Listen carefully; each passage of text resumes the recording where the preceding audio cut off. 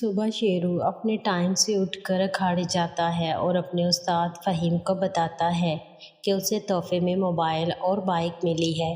فہیم اس کے لیے خوش ہوتا ہے اور ساتھ میں یہ ہدایت بھی دیتا ہے کہ اپنا دھیان کثرت میں ہی رکھنا، کہیں ان چیزوں میں اپنا وقت برباد مت کرنا۔ پھر فہیم اکھاڑے میں سب پہلوانی کر رہے لڑکوں کو بتاتا ہے کہ اس بار بسنت پر کشتی کے مقابلے پاس کے گاؤں میں ہو رہے ہیں، جہاں شہر کے بڑے بڑے لوگ آئیں گے۔ جیتنے والے کو بڑا انعام دیا جائے گا۔ اس کے علاوہ یہ مقابلہ دونوں گاؤں کے مسائل کے لحاظ سے بھی اہمیت کا حامل ہے۔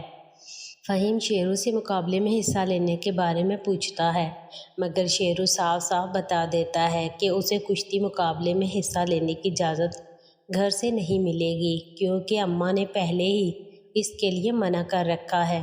شیرو گھر آ کر تیار ہو کر کالج چلا جاتا ہے۔ کالج میں شیرو مہوش کو بائک اور موبائل کے بارے میں بتاتا ہے، جسے سن کر مہوش خوش ہو جاتی ہے۔ شیرو مہوش سے کہتا ہے کہ کسی دن میں تمہیں بائک پر گھماؤں گا۔ مہوش خوش ہو جاتی ہے۔ کالج کے بعد شیرو راجو کے پاس جا کر اس سے بھی اپنی خوشی بتاتا ہے، جسے سن کر راجو بھی بہت خوش ہوتا ہے۔ راجو، تیری تو نکل پڑی یار، موبائل بھی مل گیا، اب بتا پارٹی کب دے گا؟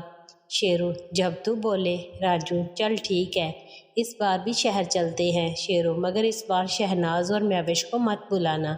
راجو، کیوں یار؟ اب وہ تیری ہونے والی بھابھی ہے، اس کے بنا میں کیسے پارٹی کر سکتا ہوں؟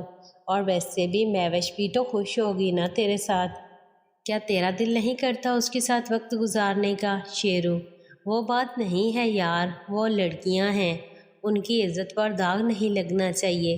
سوچ اگر کسی کو پتہ چل گیا تو؟ راجو، ہم پچھلی بار کی طرح الگ الگ جائیں گے، کسی کو پتہ نہیں چلے گا۔ تھوڑی بحث کے بعد شیرو مان جاتا ہے اور پھر اسے اپنی بائک پر تھوڑا گھماتا ہے اور پھر کھیتوں میں چلا جاتا ہے۔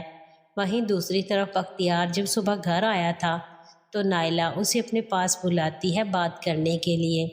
نائلہ، بختیار تو کب سے رات رات بھر باہر رہنے لگ گیا ہے؟ یہ کون سی روٹین بنا لی ہے تو نے؟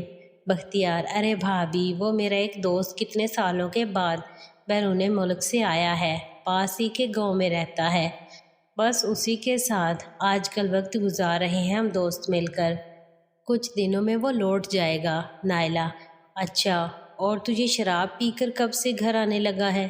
کیا تجھے گھر کے بڑوں کا لحاظ نہیں رہا؟ بختیار، وہ بھابھی، وہ بس دوستوں نے زبردستی پلا دی تھی۔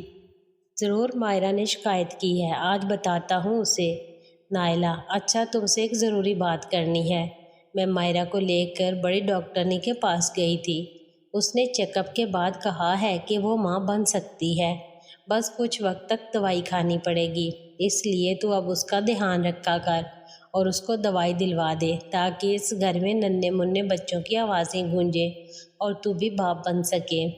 ایک لمحے کو تو بختیار خوش ہو جاتا ہے، مگر پھر سوچتا ہے کہ شاید یہ مائرہ کی کوئی چال ہے۔ بختیار، ہاں میں دیکھ لوں گا، آپ فکر مت کرو، یہ بھی کر کے دیکھ لیتے ہیں۔ اس کے بعد کچھ اور باتیں کرنے کے بعد بختیار کھانا کھا کر پھر نکل جاتا ہے۔ نائلہ مائرہ کو کہتی ہے کہ وہ اپنی دوائی ڈاکٹر سے لے آئے۔ مائرہ کے من میں خیال آتا ہے کیوں نہ شیرو کے ساتھ شہر جائے اور گھوم کر آئے، کچھ وقت دونوں ساتھ گزاریں۔ مائرہ، باجی اگر آپ اجازت دیں تو میں شیرو کو ساتھ لے جاتی ہوں کل۔ ان کا مطلب بختیار کا تو بھروسہ نہیں، کتنے دن اور ایسے ہی نکال دیں، اور اب مجھ سے اور انتظار نہیں ہوتا، پلیز آپ اجازت دے دیجئے، ہم بائک سے جائیں گے اور جلدی آ جائیں گے۔ نائلہ، ٹھیک ہے چلے جانا، مگر بائک سے کیوں جانا ہے؟ اتنا لمبا سفر ہے، بس سے جاؤ، کہیں کچھ ہو گیا تو؟ مائرہ، آپ بھی نا باجی، شیرو بہت اچھی بائک چلاتا ہے، اور ویسے بھی بس میں جانے سے سارا دن نکل جاتا ہے سفر میں، بائک سے جائیں گے تو جلدی آ جائیں گے۔ نائلہ مائرہ کی باتوں میں آ کر ہاں کہہ دیتی ہے اور مائرہ خوش ہو کر اسے گلے لگا لیتی ہے۔ شام کو سب مل کر کھانا کھاتے ہیں۔ آج بختیار گھر پر ہی تھا، صبح بھابھی نے جو کہا تھا۔ کھانا کھانے کے بعد سب اپنے اپنے کمروں میں چلے جاتے ہیں۔ بختیار، تم نے بھابھی سے میری شکایت کی تھی؟ مائرہ، نہیں تو، वो बाजी ने कल रात आपको आते वक्त देखा था। सुबह मुझसे पूछ रही थी, मैंने कुछ नहीं बताया। बख्तियार, और ये डॉक्टर का क्या ड्रामा है? ये भी तेरी कोई चाल है?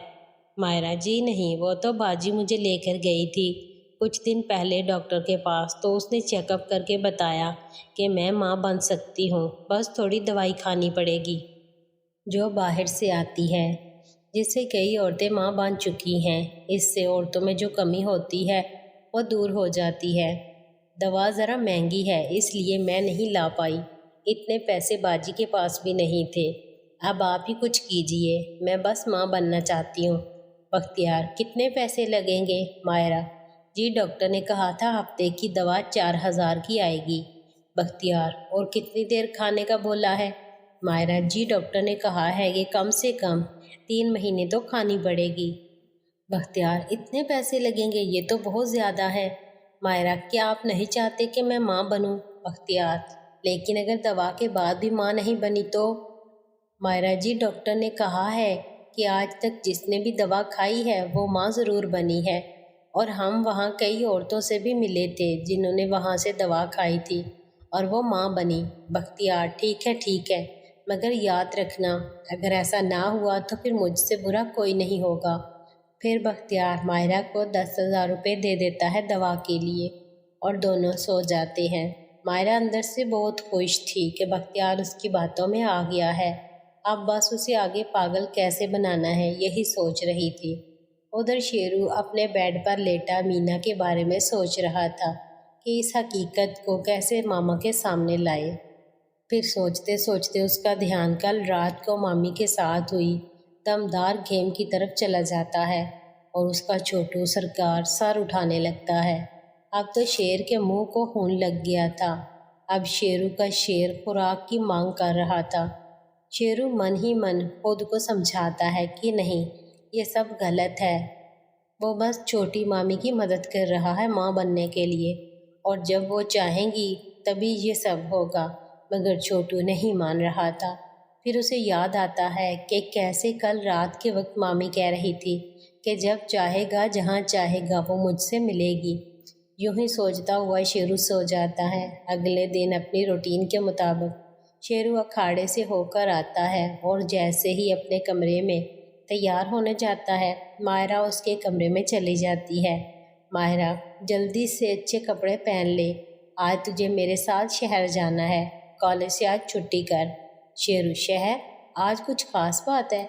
मायरा पास आकर मुस्कुराते हुए, आज हम दोनों शहर घूमेंगे साथ में, मगर घर पर कुछ नहीं बोलना, मैं सब खुद संभाल लूँगी। शेरू समझ जाता है मामी आज उसके साथ मस्ती करना चाहती है, इसलिए वो भी नज़दीक होकर एक हाथ मामी की कमर पर रखकर उसे अपने साथ लगा लेता है। शेरू, लगता है आज सुबह सुबह आपकी नीयत कुछ ख़राब है। मायरा, नीयत तो ठीक है, मगर लगता है तुम्हारी नीयत ठीक नहीं। शेरू, आपको देखकर तो किसी की भी नीयत बिगड़ जाए। इतना कहकर शेरू अपने होंठ मायरा के होंठ से चिपका देता है और एक हाथ उसके सर के पीछे रखकर एक हाथ कमर पर चलाने लगता है। दोनों की मुच्चा मुच्ची गहरी होने लगती है। शेरू तो कल रात से ही मस्ती में था और मायरा को भी अब शेरू का ही मस्त साथ हर वक्त चाहिए था, इसलिए वो भी तैयार होने लगती है। चंद लम्हे यूं ही प्यार करने के बाद मायरा शेरू को खुद से दूर करती है और अपना हुलिया ठीक करके बाहर जाने से पहले शेरू को जल्दी तैयार होकर नीचे आने का बोलती है। आधे घंटे में नाश्ता करके दोनों तैयार थे जाने के लिए। मायरा शेरू को बाइक निकालने का